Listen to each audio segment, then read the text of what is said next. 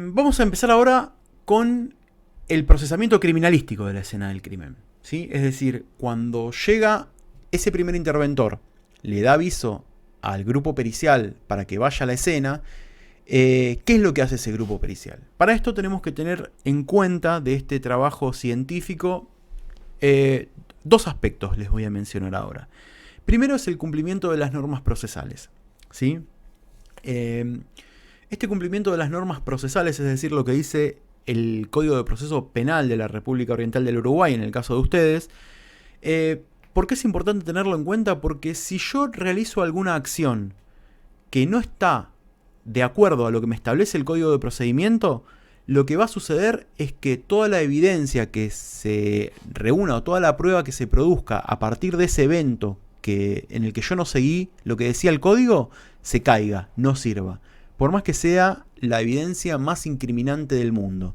Si yo no la obtuve de la forma que correspondía, esa evidencia no la puedo incorporar o no la puedo tener en cuenta, esa prueba mejor dicho, no la puedo tener en cuenta al momento de establecer o de llevar adelante el proceso penal, el juicio, ¿sí?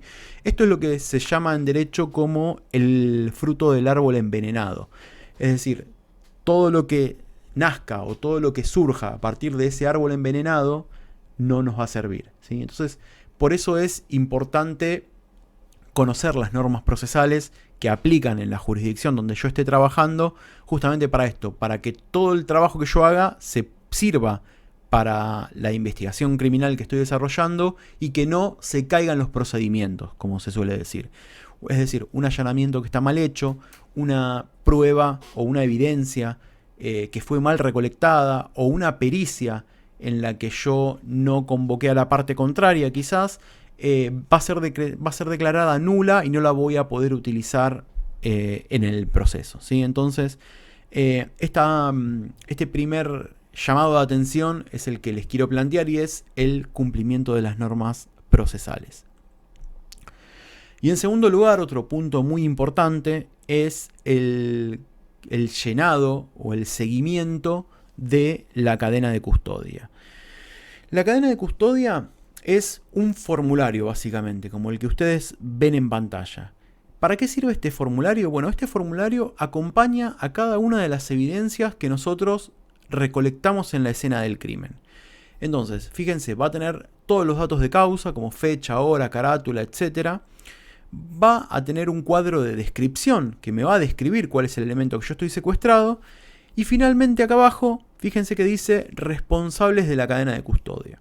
Es decir, esta planilla va a ir acompañando el elemento por cada una de las manos que pase. Lo va a iniciar el perito, acá arriba, que va a ser quien recolecta esa evidencia. Y a partir de ese momento, todas las personas que vayan haciéndose de esa evidencia, sea el laboratorio, el personal de la fiscalía, el perito, otro personal policial, es decir, por todas las manos que pase ese elemento, van a tener que ir completando esta grilla de acá abajo. Este formato que les muestro acá es uno de los formatos que existe. Puede haber otras formas, puede haber otras presentaciones, pero en realidad el espíritu de la cadena de custodia es este, es ir registrando a todos los responsables por los que va pasando esa evidencia y también las operaciones que se van realizando sobre ese indicio. Va a acompañar a cada uno de los elementos que se secuestren en la escena del crimen desde la recolección en el lugar del hecho hasta que se desvincule de la causa o hasta que se ordene la destrucción después de que la sentencia de ese juicio quede firme, ¿sí?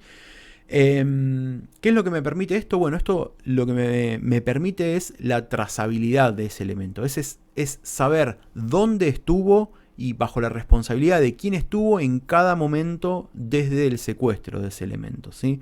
Nos va a asegurar la integridad y la inalterabilidad de la evidencia. Y, básicamente, hablando en criollo, que no lo cambien y que no se deteriore. ¿Por qué? Porque ese elemento va a tener determinadas condiciones de conservación. Entonces, si esa muestra por algún motivo se cambia, se altera o se adultera, yo voy a tener un registro de quiénes fueron los responsables por los cuales, o de quiénes fueron, por qué manos pasó ese elemento que sufrió algún tipo de cambio, ¿sí?